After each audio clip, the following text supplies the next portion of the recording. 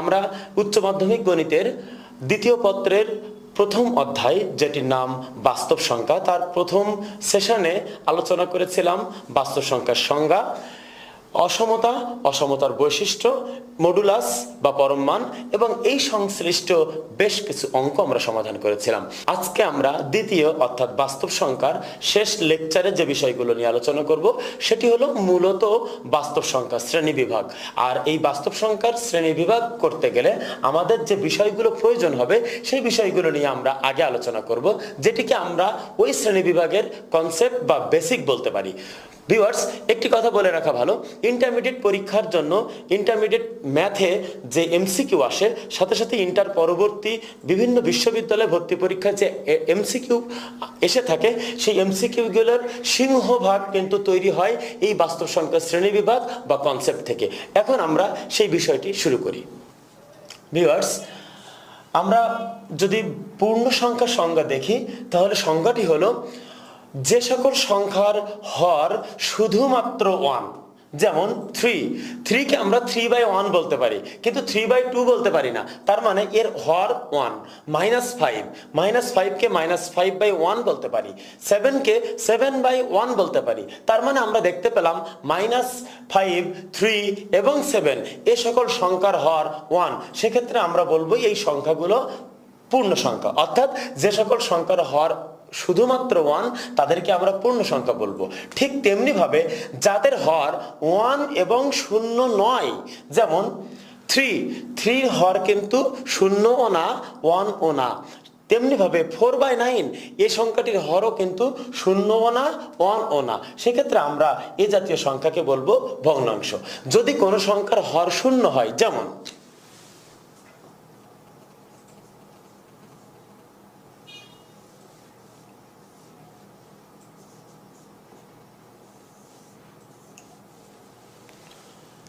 যদি কোনো সংখ্যার হর 0 হয় সেটিকে আমরা অসংজ্ঞায়িত বলে থাকি, কারণ কোনো কিছুর নিচে 0 থাকলে সেই সংখ্যাকে 0 দিয়ে ভাগ করা যায় না, অর্থাৎ এটি অসংজ্ঞায়িত।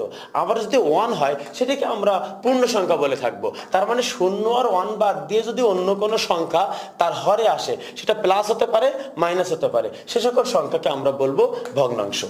এখন আসি মৌলিক সংখ্যা।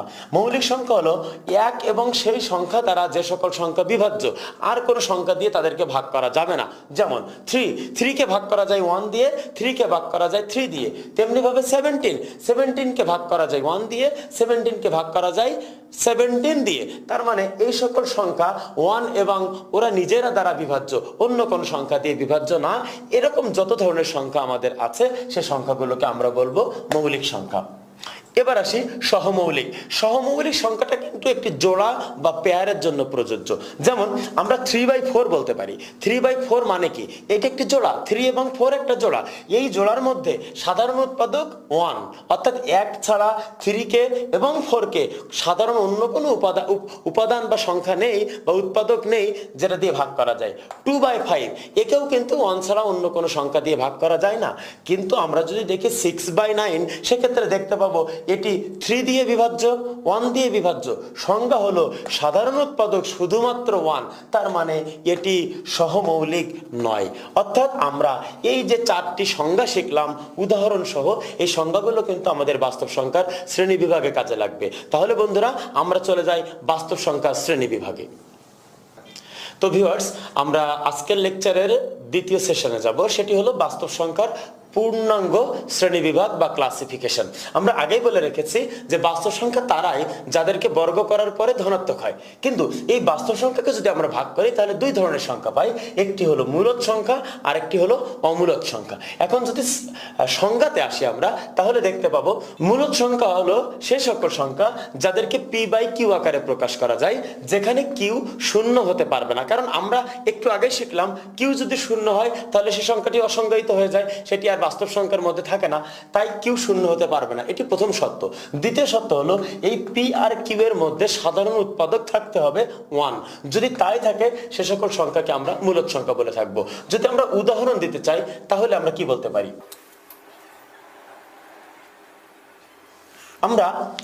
আমরা 3/2 এই সংখ্যাকে যদি আমরা মূলদ সংখ্যা বলতে চাই তাহলে পারবো কিনা।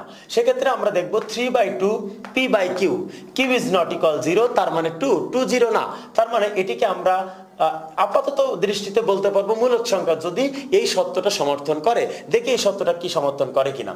pq equal to 1, তার মানে p আর q এর সাধারণ উৎপাদক থাকবে 1। আমরা জানি 2 আর 3 এর মধ্যে সাধারণ উৎপাদক 1, সেক্ষেত্রে আমরা 2/3 কে মূলদ সংখ্যা বলতে পারবো। তেমনি ভাবে -4/5 কেও মূলদ সংখ্যা বলতে পারবো, কারণ এখানে এটিকে p/q আকারে প্রকাশ করা যায়। 5 অর্থাৎ q is not equal 0, আবার pq অর্থাৎ -4 আর 5 এর সাধারণ উৎপাদক হলো 1, সেক্ষেত্রে এই জাতীয় সংখ্যাকে আমরা বলবো মূলদ সংখ্যা। কিন্তু যে সকল সংখ্যাকে p/q আকারে প্রকাশ করা যাবে না, আবার প্রকাশ করা গেলেও q এর মান 0, সে সকল সংখ্যাকে আমরা মূলদ না বলে বলবো অমূলদ সংখ্যা। আবার p/q আকারে প্রকাশ করা যায় কিন্তু q শূন্য না, কিন্তু তাদের মধ্যে সাধারণ উৎপাদক 1 ছাড়া অন্য উৎপাদক দেখা যেতে পারে, সে সকল সংখ্যাকেও কিন্তু আমরা মূলদ সংখ্যা বলবো না, তাদেরকে বলবো অমূলদ সংখ্যা। ভিউয়ার্স, এখন আসি আমরা মূলদ সংখ্যা শ্রেণী বিভাগে। এই মূলদ সংখ্যাকে আমরা দুই ভাগে ভাগ করব। যে সকল সংখ্যাকে p/q আকারে প্রকাশ করা যাবে, q এর মান 0 হবে না, আবার তাদের সাধারণ উৎপাদক 1 থাকবে, তাদেরকে আমরা দুই ভাগে ভাগ করব। একটি পূর্ণ সংখ্যা, অন্যটি ভগ্নাংশ।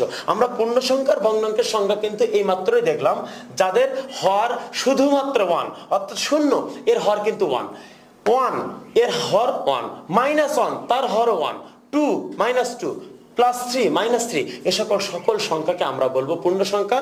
তাই সেটি পজিটিভ বা ধনাত্মক হোক আর ঋণাত্মক হোক আর শূন্য হোক, কারণ এদের সকলের হর 1।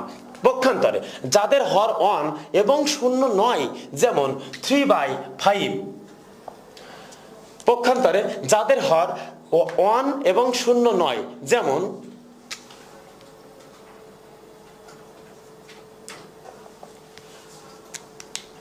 3/5, 4/7 এ সকল সংখ্যার হর কিন্তু 1 ও না, 0 ও না, তাই আমরা এই সকল সংখ্যাকে বলবো ভগ্নাংশ।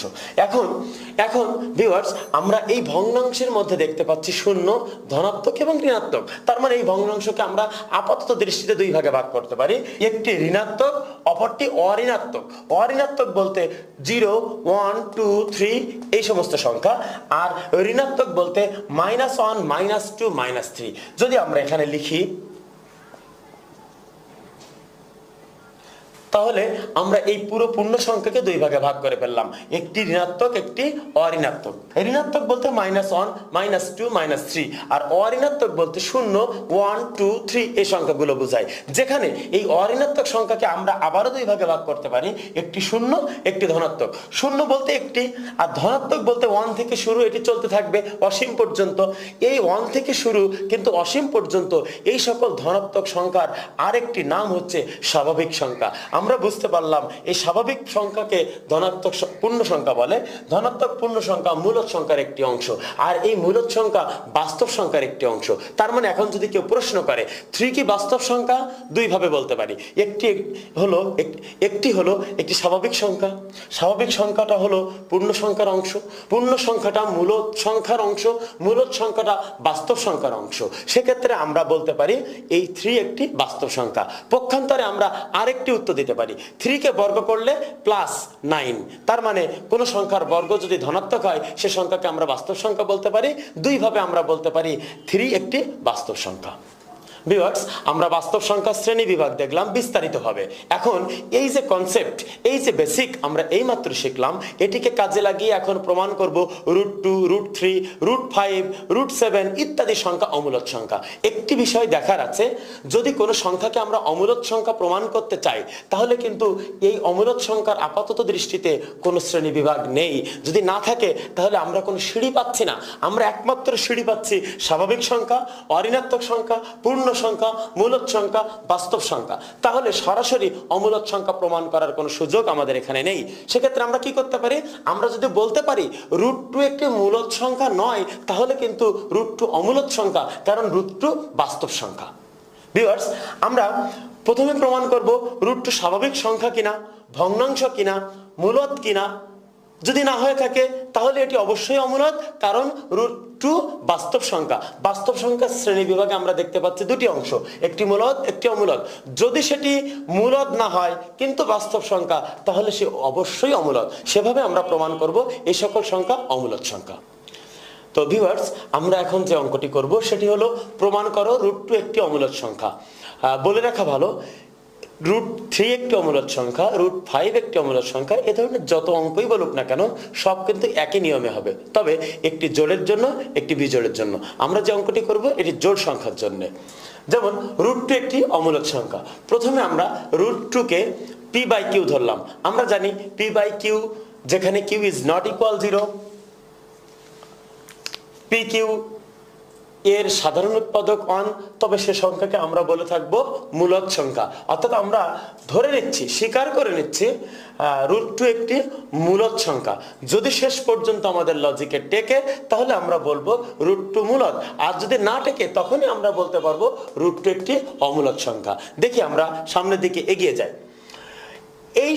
এই যে √2 = p/q, এটিকে আমরা বর্গ করলাম, তাহলে 2 = p²/q²। এখন আমরা কোনাকুনি গুণ বা আড় গুণ বা বজ্র গুণ করে দিলাম, অর্থাৎ p² = 2q²। আমরা জানি কোন সংখ্যার সাথে যদি 2 দিয়ে গুণ করা হয় সে সংখ্যাটি জোড় হয়। এখানে 2q² একটি জোড় সংখ্যা, কারণ q² এর সাথে 2 দিয়ে গুণ আছে। তাহলে এই 2² = p², অবশ্যই p² একটি জোড় সংখ্যা। অর্থাৎ p² যদি জোড় হয় pও জোড়, কারণ কোন জোড় সংখ্যার বর্গই কেবল জোড় সংখ্যা হবে, তাছাড়া জোড় হবে না। এখানে আমরা যেহেতু প্রমাণ পেলাম p² একটি জোড় সংখ্যা, তাহলে আমরা p একটি জোড় সংখ্যা বলতে পারি, ঠিক তেমনি p কে 2m বলতে পারি, কারণ কোন সংখ্যার সাথে 2 দিয়ে গুণ করলে সেটি জোড় সংখ্যা। তার মানে p কে আমরা 2 দিয়ে গুণ করতে পারি। যদি গুণ করি তাহলে p এর মানটা এখানে বসাবো, বসানোর পরে 2m² = 2q², ক্যালকুলেশন করে পাচ্ছি q² = 2m²। এখানে একই কথা, m² এর সাথে আছে 2, তার মানে m² একটি জোড় সংখ্যা, এটির মান q² একটি জোড় সংখ্যা। আমরা জানি জোড় সংখ্যার বর্গ জোড় সংখ্যা, তার মানে q একটি জোড় সংখ্যা। একটু আগে পেলাম p জোড় সংখ্যা, এখন পাচ্ছি q জোড় সংখ্যা। তাহলে p/q এর জোড় সংখ্যা বাই জোড় সংখ্যা, তার মানে 1 ছাড়া আরো একটি সাধারণ উৎপাদক থাকবে, কিন্তু আমাদের প্রথমেই বলা আছে এদের সাধারণ উৎপাদক থাকবে শুধুমাত্র 1। যদি তাই থাকে তাহলে √2 কে p/q বলতে পারি, অর্থাৎ মূলদ বলতে পারি। কিন্তু আমরা পেলাম 1 ভিন্ন অন্য সাধারণ উৎপাদক আছে, তার মানে এটিকে আমরা মূলদ সংখ্যা বলতে পারি। তার মানে p কে আমরা জোড় সংখ্যা, তাহলে আমরা p একটি জোড় সংখ্যা বলতে পারি, ঠিক তেমনি p কে 2m বলতে পারি, কারণ কোন সংখ্যার সাথে 2 দিয়ে গুণ করলে সেটি জোড় সংখ্যা। তার মানে p কে আমরা 2 দিয়ে গুণ করতে পারি। যদি গুণ করি তাহলে p এর মানটা এখানে বসাবো, বসানোর পরে 2m² = 2q², ক্যালকুলেশন করে পাচ্ছি q² = 2m²। এখানে একই কথা, m² এর সাথে আছে 2, তার মানে m² একটি জোড় সংখ্যা, এটির মান q² একটি জোড় সংখ্যা। আমরা জানি জোড় সংখ্যার বর্গ জোড় সংখ্যা, তার মানে q একটি জোড় সংখ্যা। একটু আগে পেলাম p জোড় সংখ্যা, এখন পাচ্ছি q জোড় সংখ্যা। তাহলে p/q এর জোড় সংখ্যা বাই জোড় সংখ্যা, তার মানে 1 ছাড়া আরো একটি সাধারণ উৎপাদক থাকবে, কিন্তু আমাদের প্রথমেই বলা আছে এদের সাধারণ উৎপাদক থাকবে শুধুমাত্র 1। যদি তাই থাকে তাহলে √2 কে p/q বলতে পারি, অর্থাৎ মূলদ বলতে পারি। কিন্তু আমরা পেলাম 1 ভিন্ন অন্য সাধারণ উৎপাদক আছে, তার মানে এটিকে আমরা মূলদ সংখ্যা বলতে পারবো না। যেহেতু √2 কে বর্গ করলে ধনাত্মক হয়, অর্থাৎ √2 একটি বাস্তব সংখ্যা, তাই এটি হবে হয়তো মূলদ না হলে অমূলদ। এখন প্রমাণে পেলাম এটি মূলদ নয়, তার মানে আমাদের আর বলতে বাধা নেই √2 একটি অমূলদ সংখ্যা। সুতরাং আমরা বলতে পারি অতএব √2 অমূলদ সংখ্যা প্রমাণিত। ভিউয়ার্স, আমাদের লেকচার যদি আপনাদের ভালো লেগে থাকে তাহলে লাইক করুন, কমেন্ট করুন এবং ফেসবুকে শেয়ার করুন। যদি আপনার কোনো জিজ্ঞাসা থাকে তাহলে আমাদের ইনবক্স করুন, আমরা পরবর্তী সেশনে আপনাদের সমস্যার সমাধান করার চেষ্টা করব। সে পর্যন্ত গুড বাই, আল্লাহ।